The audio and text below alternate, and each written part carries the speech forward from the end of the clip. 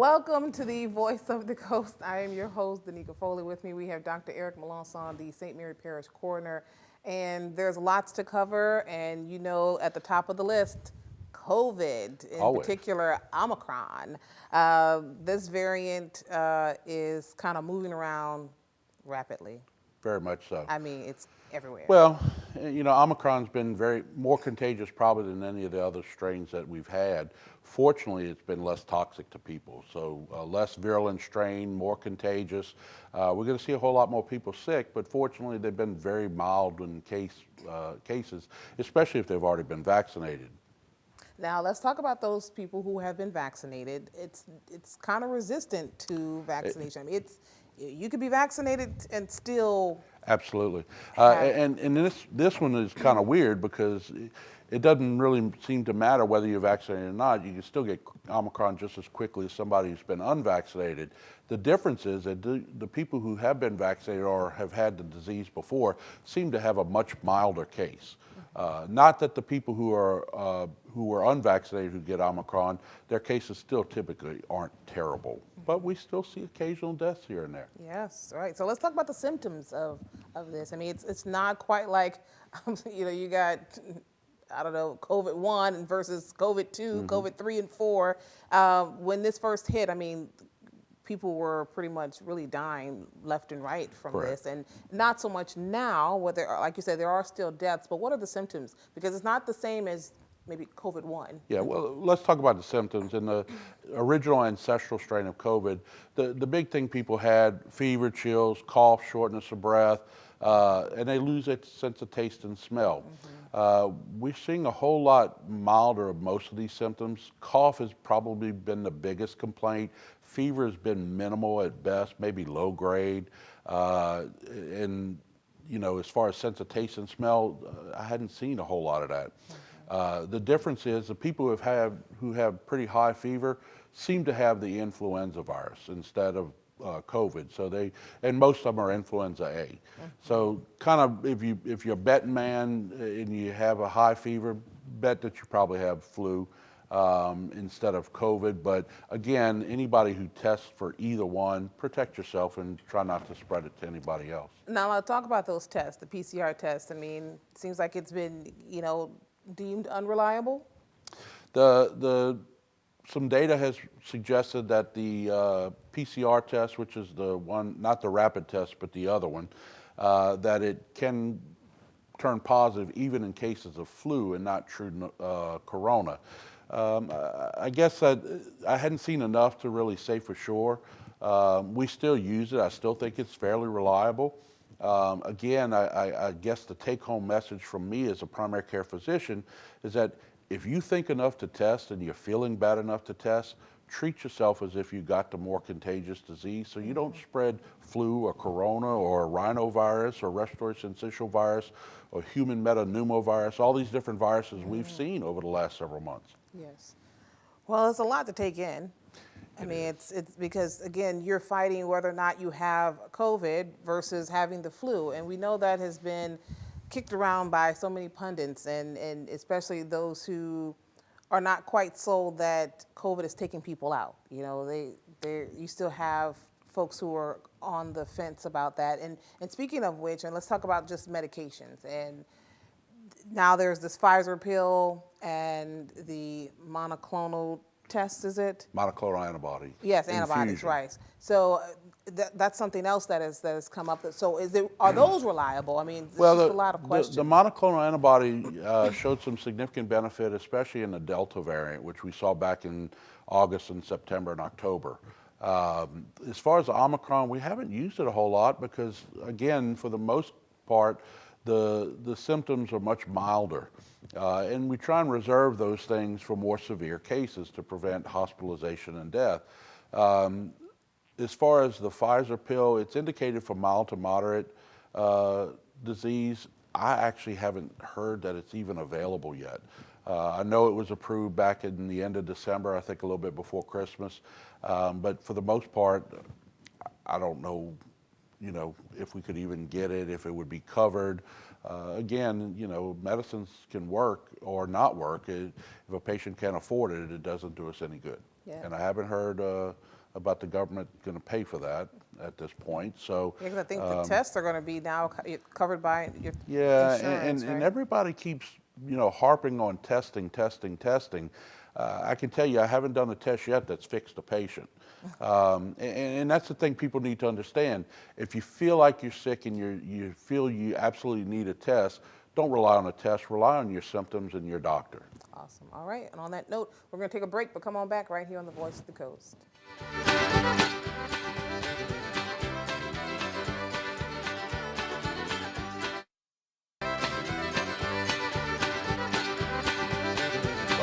Like fresh concrete. Welcome back to the Voice of the Coast. I am your host, Danica Foley Long, and with me we have Dr. Eric Melancon, St. Mary Parish Coroner. Now, we've been talking about COVID. We've got just a little bit more to talk about with COVID, and then I want to jump into just some more coroner business. Great. All right. So your job, you're pretty much because you're a doctor first, and then you're the coroner.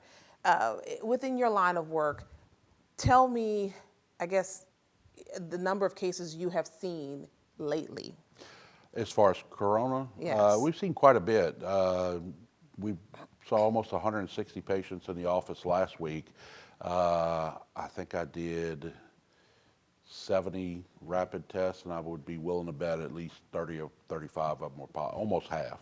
So are you doing more testing, or are you actually We're doing both. doing prescriptions? Well, we're doing both. We some people come in and have already tested.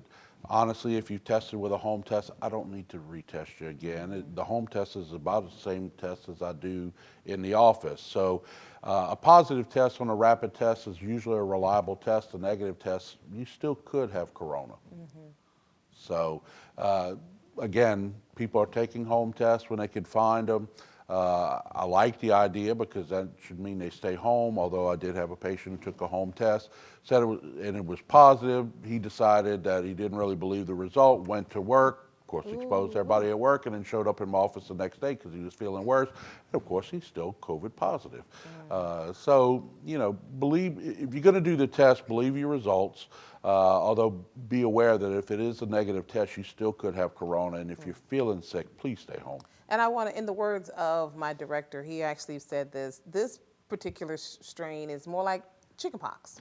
Yes, and honestly, to all those people who refuse to vaccinate, which I still think the vaccine is good, it may not protect you from getting the future strains. It does seem to provide you the ability to have a less severe disease. So all those people who refuse to vaccinate, this is a strain you might want to consider getting. I'm not advocating that you actively try and get it. I would rather people vaccinate. But if you're going to have to get one, thus far, this is the most benign strain that we've had.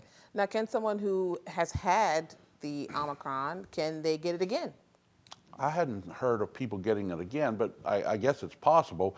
Usually when these strains come through, they come through in the last couple of months, and then you have a hiatus and you go down with your numbers, and then you kick back up because another strain has reared its head. When you start getting multiple strains at one time, then we'll really be confused. Yeah. So now you have these events coming up. We got Mardi Gras, AKA super spreaders, right? Absolutely. And I know this is not really we're not here to talk about morality, but I mean, do you think that should people attend these Mardi Gras balls? I mean, or well, I guess my opinion, and I may be in the minority with the opinion, I'm of the opinion we need to learn to live with COVID. Okay. It is not going anywhere anytime soon. We live with flu. We live with all these other things. We need to learn to live with it. Okay. And whatever that means to each individual person is what it is. It does seem ironic that New Orleans, in order to eat in a restaurant there, you got to provide your vaccination status or else they won't let you in a restaurant. But I keep getting, emails and Facebook messages that New Orleans is open and ready to go for Mardi Gras. Right. Are we going to have an increase in cases? Absolutely. Fortunately, this is a milder strain, and I hope to goodness that people are aware and they take care of themselves when they do get sick. Okay. Now I know we're a little late in this particular segment, but I want to jump into your business as coroner, and let's kind of look back on 2021. Oh, I did that because it's alarming numbers. So let's start off Absolutely. with your preliminary report. Well, in doing coroner's work, I feel like my value as a coroner would be to go ahead and provide information. We have some preliminary stuff started. I'm trying to finalize details. The probably the biggest disappointment for 2021, we had a huge increase in suicides and homicides. Some of that is, I guess I like to call it the state of the union, the depression that's seen because people have been cooped up or financially strained and things like that. But, I'm going to have a stronger report probably in the next 20 days, 30 days, so that I can present to the community. Well, we are going to just go through just some preliminary numbers when we come back. But come on back right here on the Voice of the Coast.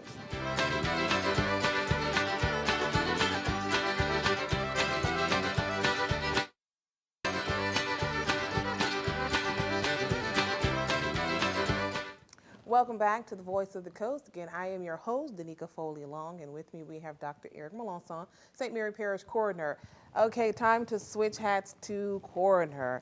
Again, you kind of talked a little bit about it, just a preliminary report, but let's talk about averages versus what your preliminary report states about murders and suicides.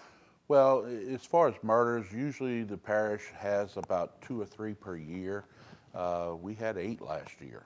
Uh, and again, I think a lot of that is the unrest, the financial strains people have had, and there's been a lot of increase in drug use. So that I think has played a role, which is why this data is important because then we can put it together with the sheriff's department and local law enforcement agencies, so we can figure out a way to help prevent some of these things, hopefully, or at least provide a means to reduce the chances of homicides and things like that.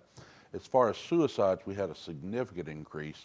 2020 was a peak year for us where we had 8, whereas we normally average around 4.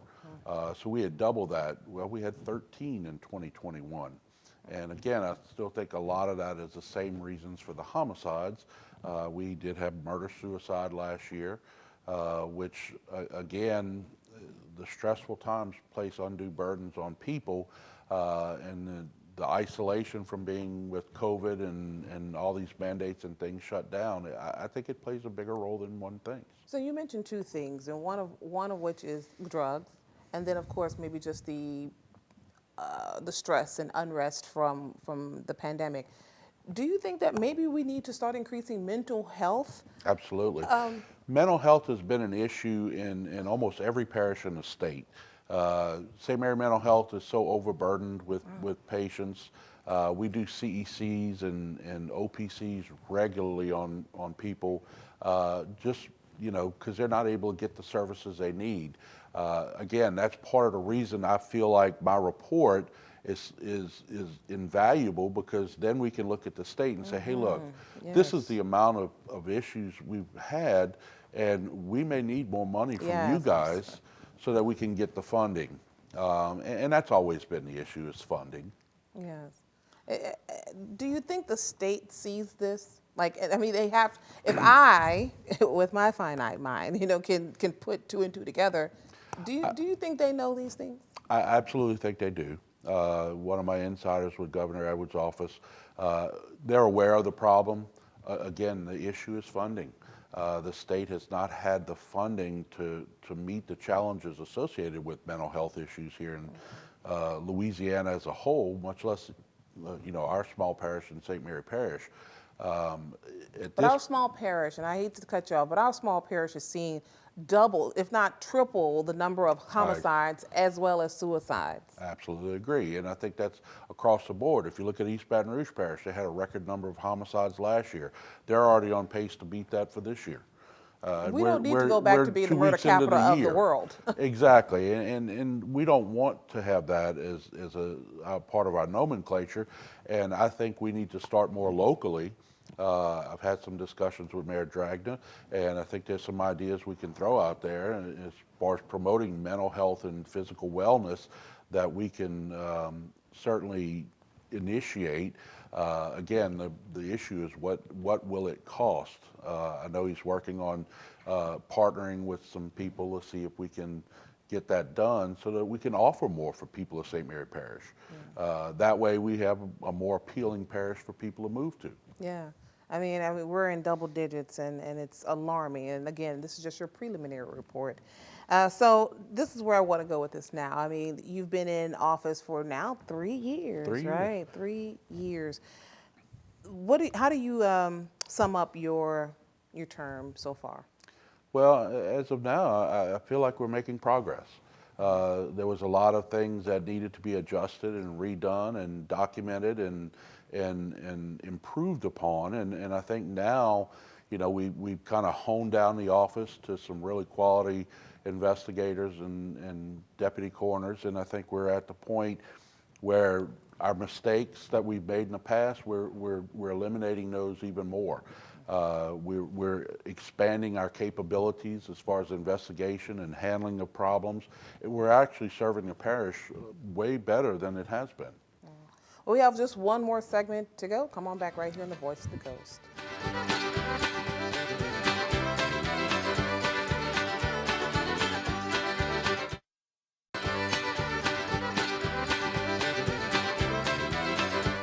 Welcome back to the Voice of the Coast. My guest is Dr. Eric Melancon, the coroner for St. Mary Parish.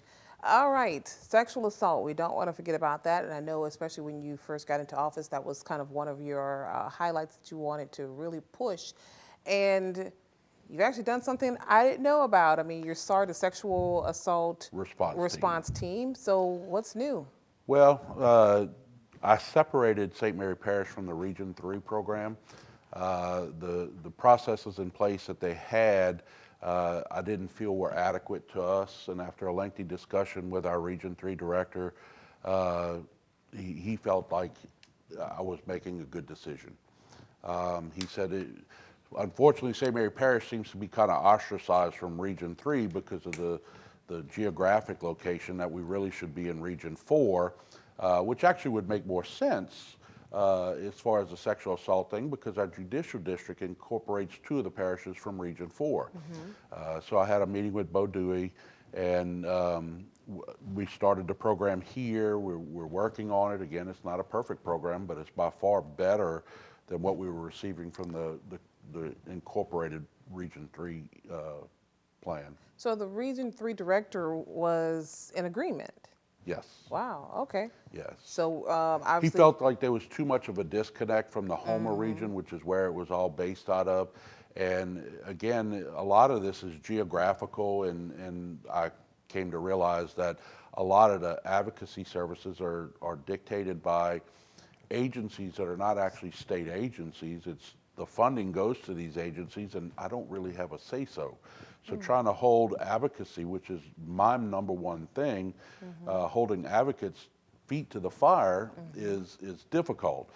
Fortunately, Hearts of Hope is our advocacy agency, and we've managed to get them an actual office here in St. Mary Parish. Oh, great. So that's an improvement since we've left, and that's things that we're looking to build on. I'd like to see a site, you know, also on the east side of the parish, because again, victims of abuse sometimes have difficulty with transportation, and I never want anyone to not report sexual assault because it's a hassle. It's not a hassle. It's a hassle to me, but it's a hassle I'm willing to take on, and it's a hassle that needs to happen, because it could be you, it could be me, it could be anybody that is a victim of sexual assault, and we treat everyone, every one of them, with the utmost, you know, sincerity, and you know, we're there for them as best we can be. Again, it's still a work in progress. If someone else knows of better ways that we can do things, I'm open all the time. Okay. What about training? I mean, we're in a COVID world, and you know, so how do you handle training? Well, we have we're down to 2 investigators, and that makes the office run a whole lot better, because again, the handoff is just between 2 people. Puts a little more work on them at times, but one investigator is trained and certified. The other one he's a new addition, but he's had law enforcement experience for 28 years, and his list of certifications and training far exceed what the medical legal death investigator course would be. He is in the process of taking it. Unfortunately, the training class is difficult because, of course, COVID keeps postponing testing and actual sites that host the training. So we're working on that, but I feel confident in his abilities to get the thing done. And actually, between the three of us and Gil as well, he's able to improve the services we've had because of his training in law enforcement. Just a few words here, because we're at the end. Highlight of 2021 for you. Probably my highlight is to have the office functioning at the level it is now. I do feel like we're running at a much higher level than we were when I first took over, and that we're going to continue to improve upon that as time goes. All right. Thanks, Doc. Thank you so much. We'll see you guys next time. Make sure to subscribe to us on Facebook, KWBJ TV 22, and also on YouTube, KWBJ Live. Take care.